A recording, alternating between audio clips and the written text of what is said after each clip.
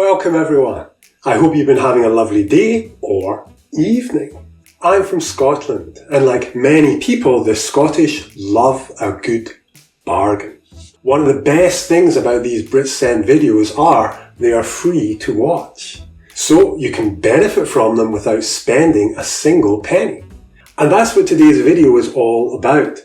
Language connected to spending money, but in particular, phrasal verbs connected to spending.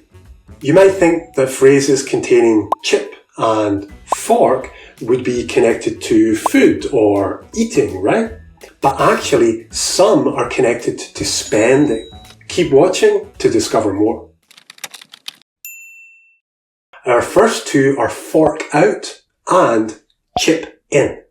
Now, in the UK, chips are what Americans often call French fries. And maybe we use a fork to help us eat them.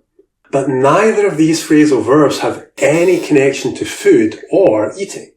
So here we can see that the individual words in phrasal verbs often don't give us any help in understanding the meaning of the whole phrasal verb. What do they mean?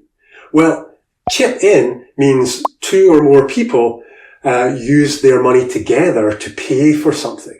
And fork out means to spend quite a large amount of money on something. In fact, if we say fork out, it usually means that we spend more money than we actually want to spend.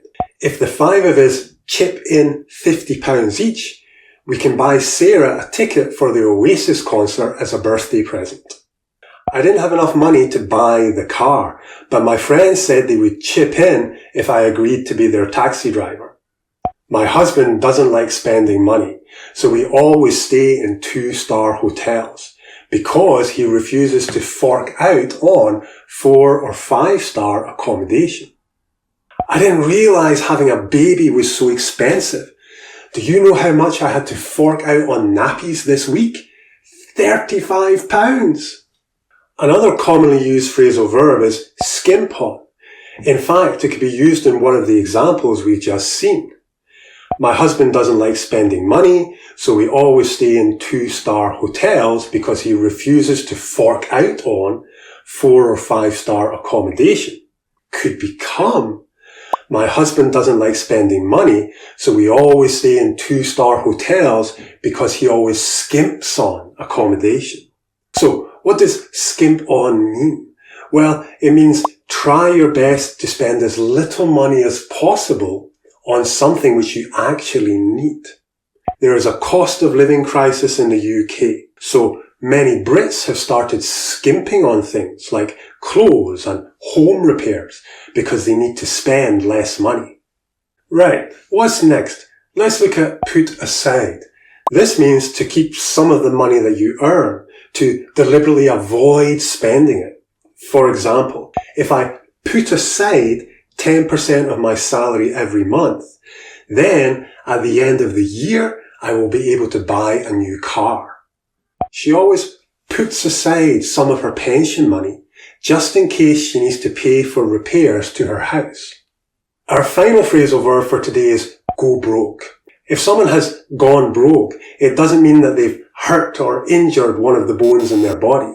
It means they have lost all their money because their business failed or they made a bad investment. For example, Nokia was a very successful phone company, but they went broke because they couldn't compete with Apple and Samsung. He should have listened to me. I told him he would go broke if he invested all his money in the business. It was obvious the business would fail. Well, that's us finished. Well done. Hopefully the phrasal verbs in this video have improved your ability to talk about financial matters.